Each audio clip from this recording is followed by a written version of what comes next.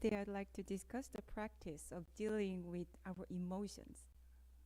So last year, a participant in one of our meditation retreats asked during the group discussion whether it's okay to experience emotions. So I thought maybe there seemed to be a misconception among some who practice Buddhism that being emotional, experiencing an emotion, means to be less spiritual. Is it true?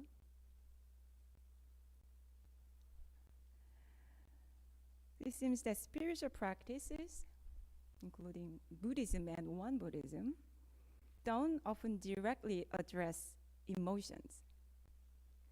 So while we discuss concepts like equanimity, and love and compassion, and gratitude, and suffering in general, emotions such as anger, resentment, sadness, depression, they often receive less attention. It's as if more like psychiatrist work to dealing with those negative emotions. So what does Won Buddhism teach us about this, about emotions? How do we navigate difficult emotions when they arise? I'd like to explore these today. So let me start with this question. If someone attains enlightenment, do they still experience emotions like sadness and joy? How do you think? Yes? So they remain serene and never feel anger? Can you imagine an enlightened master get angry? What about Master Sotaesan, our founding teacher of Won Buddhism? He shed tears when his beloved disciples such as Yi Dong-an and Kim Kwang-sun passed away. He was so deeply saddened that even his disciples comforted him. And now let's look at how Mr. Sotaesan taught about emotions. In verse 37 of chapter 3 of our scripture, the red-covered book, Mr. Sotaesan emphasized that we shouldn't suppress our feelings, whether joy, anger, or sorrow. We should just make sure not to stray from the middle way.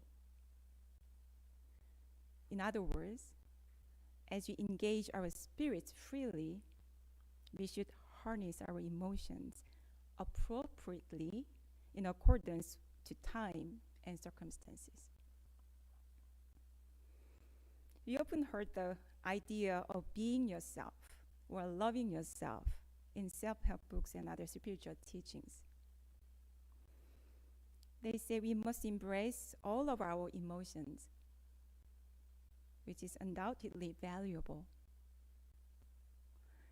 In Won Buddhism, we add that we can acknowledge emotions such as disappointment, frustration, sadness, pain, sorrow, and grief,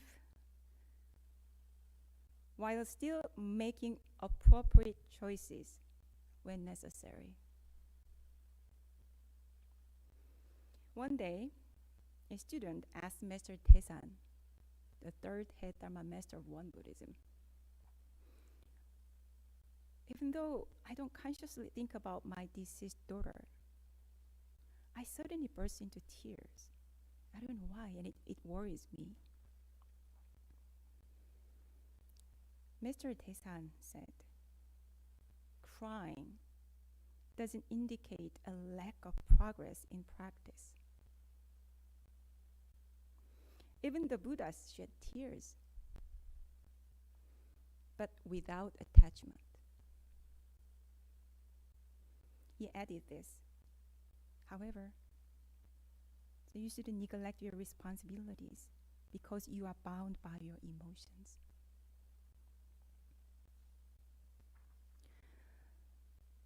So it is okay to experience emotions as long as we practice the middle way with those emotions. Neither venting our emotions nor suppressing them, but simply acting appropriately. How do we navigate this middle way when emotions arise? So firstly, recognize that emotions are transient. They are like waves on the ocean. They arise and exist temporarily, and they are not inherently trustworthy. Dr. Jieun Taylor, a neuroanatomist and author, explains that anger only lasts for 90 seconds. Once emotions arise, they trigger a physiological response in the body, such as the release of neurotransmitters and hormones. But this response peaks at around 90 seconds and then dissipates. This indicates that emotions persist not because their inherent nature, but because we prolong them by replaying stories in our minds over and over. Does it make sense? According to Confucianism, there are 7 categories of emotion: joy, anger, sorrow, fear, love, anxiety or worry, and resentment.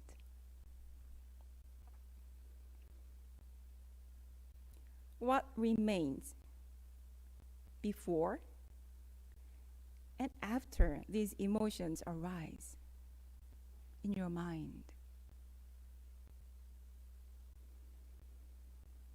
When we refer to the middle way, it doesn't mean the center, right and left and the center. No, it doesn't mean what the middle means. The middle, in this context, means the state of our mind before these emotions arise.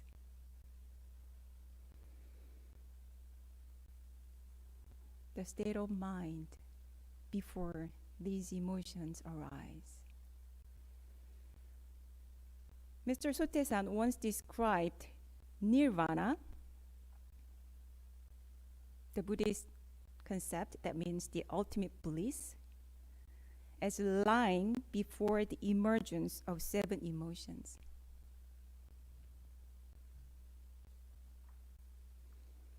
So contemplate how your mind is before thoughts and emotions arise.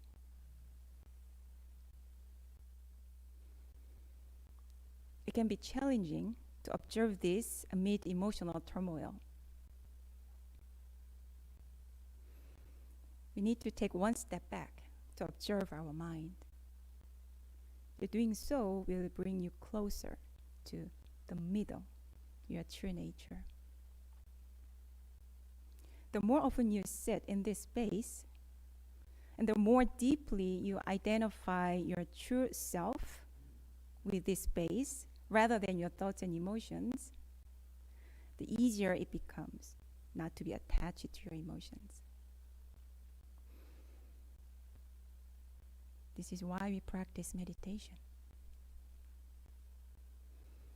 And secondly, if you want to practice the middle way with your emotions, acknowledge them without judgment.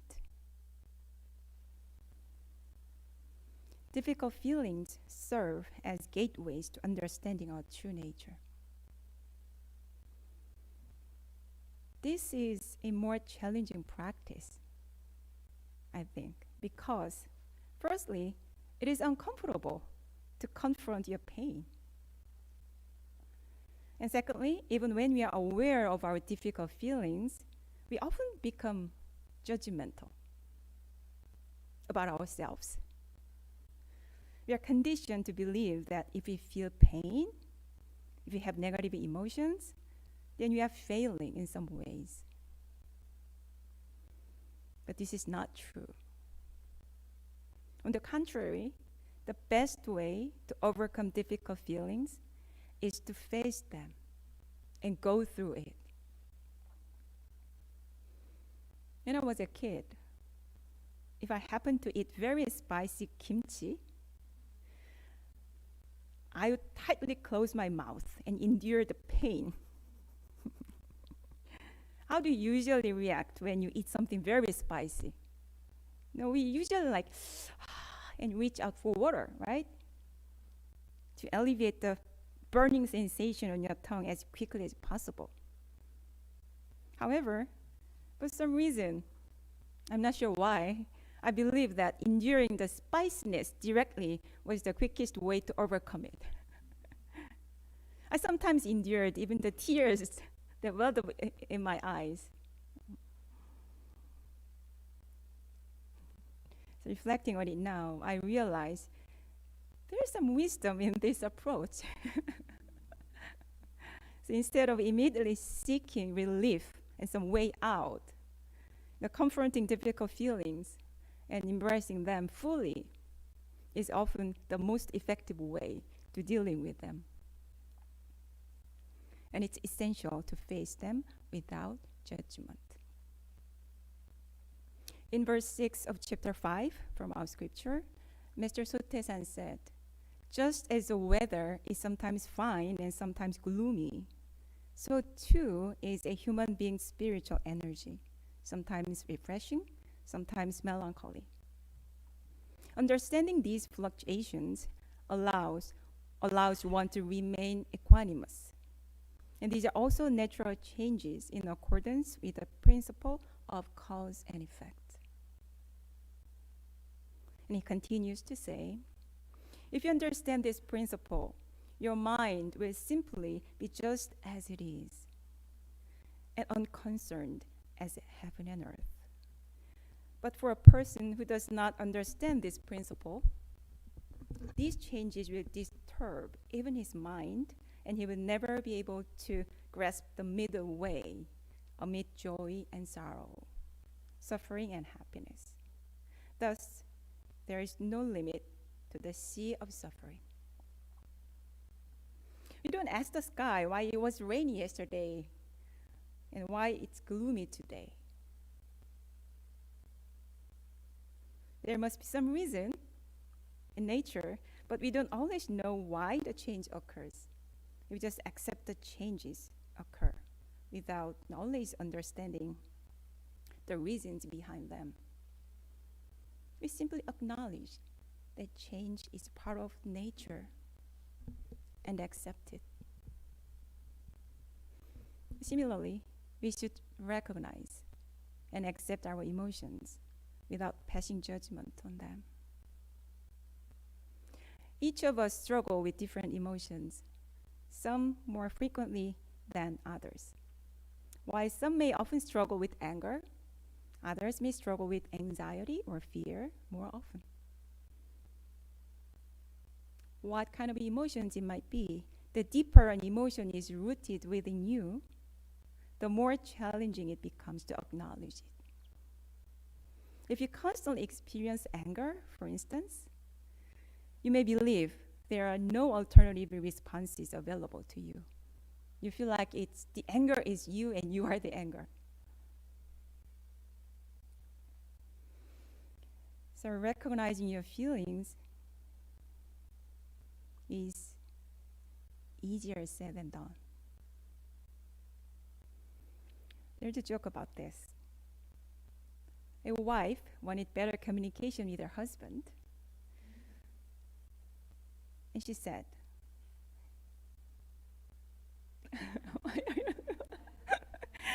"Honey, I wish you talk more about your feelings." And the husband said, "I feel fine." And the wife kept asking, "How are you feeling these days, honey?" And the husband said, "I'm fine. What more you want me to say?" So you might believe that nothing significant is happening in your mind and you're just fine. Then ask yourself this simple question. Do I feel joy in my life?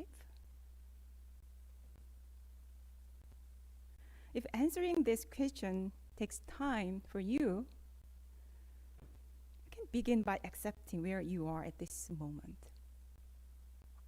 Then you may discover something deeper. An underlying feeling of being stuck, maybe, or fear or anxiety, buried deep in your mind. So first recognize that pain is there. And then accept it. Acknowledge its presence. And allow yourself to truly feel it without judgment. There was a time when I experienced a sense of anxiousness that went for several weeks without recognizing it. That's pretty recent. And during this period, my work, daily routine, and spiritual practice were all affected. And I felt like I had lost direction in my life. One day, I made a conscious decision to sit down and observe how I was feeling.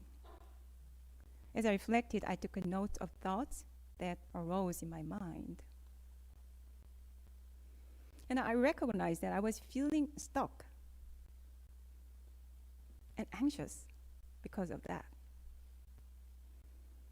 And I accepted these emotions as they were, without judgment. Instead of criticizing myself and feeling guilty, which I had unconsciously been doing to myself, I felt a sense of humility. And I felt grateful for the journey of growth and evolution upon which I found myself. This shift in perspective filled me with energy and motivation to move forward. So writing is such a powerful tool for processing your emotions. When you put down your feelings into words, you create a space between yourself and those emotions. Although you may still experience them, you become detached from your immediate grip. That's possible. You can feel it, but you are detached from it. You don't need to write a lengthy autobiography. Just a few lines can be effective.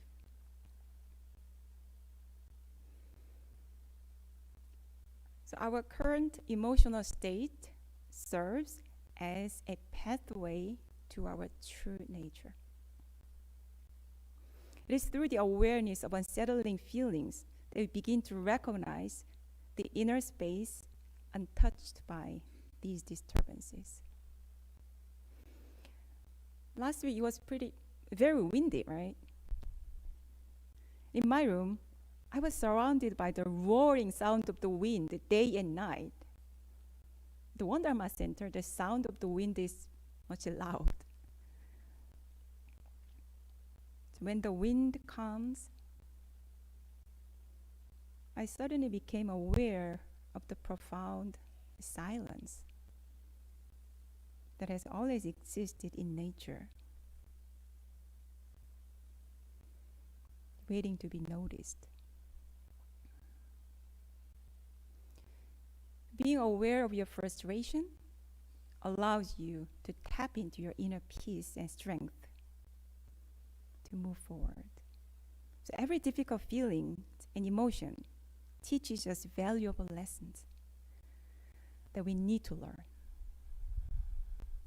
I believe this is why we are born into this world as human beings and experience suffering.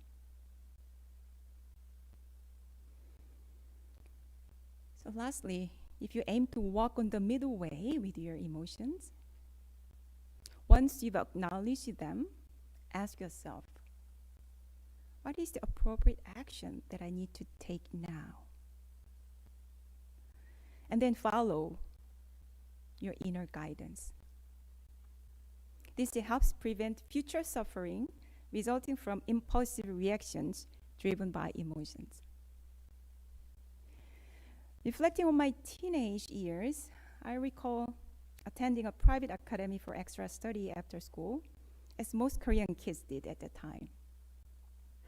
Sometimes, as I walked to the academy, 학원 in Korea, and witnessed the sunset, I saw the sunset so beautiful, and I became very melancholy. It's typical of that age, you know. Then I would skip the class. I just turned the direction and I didn't go to the class. I was driven by my impulsiveness at the time. And even now, while I was preparing this talk, I recognized that the traces of this kind of impulsive pattern still remains within me to some extent. Can you imagine how much you will suffer if you just act according to your emotions? You might utter words that hurt your beloved ones, or neglect crucial responsibilities of your life, leading to regret afterward. We often encounter even more severe cases in the news. So following your feelings blindly is not the best way to practice self-love. Instead, I believe the best way to love yourself is to make right choices in action. So simply embracing and accepting your feelings is not sufficient for complete practice.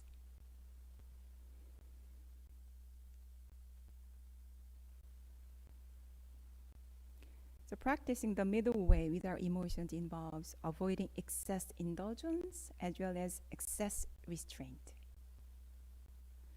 You permit yourself to experience emotions freely, but you also uphold your responsibilities and refrain from actions that could harm yourself or others. As I mentioned earlier, the middle means the state of our mind before thoughts and emotions arise. And the way, in this context, refers to expressing our emotions from that pure state. So in essence, emotions arise without attachment when you practice the middle way. Before I finish this talk, let me share a verse from our scripture. One of the disciples asked Master Sotaesan, Jeongsan is our second head Dharma master of Won Buddhism. Jeongsan loves his children. Doesn't that mean he has attachment? And the founding master said, would you call insentient wood and rocks a good practitioner? Attachment means that someone is so attached that he cannot bear to leave another person behind, or he so wants to see that person when separated that he cannot proceed with his own practice of public service. That doesn't happen to Jeongsan. This verse tells us a lot about how we can approach the emotions. So today I shared the teaching of Won Buddhism on emotions, how to deal with our emotions. First, when you have difficult emotions, recognize that they are transient, like waves on the ocean. Don't trust them too much. Your true nature is beyond those emotions, like the ocean, vast ocean under the sea. And be aware of your thoughts and emotions without judgment when they arise. And lastly, make an appropriate choice and action while you are feeling those emotions. I hope we all attain the freedom of mind and find the ultimate bliss of our mind through this practice of the middle way. Thank you. Thank you for listening. Thank you.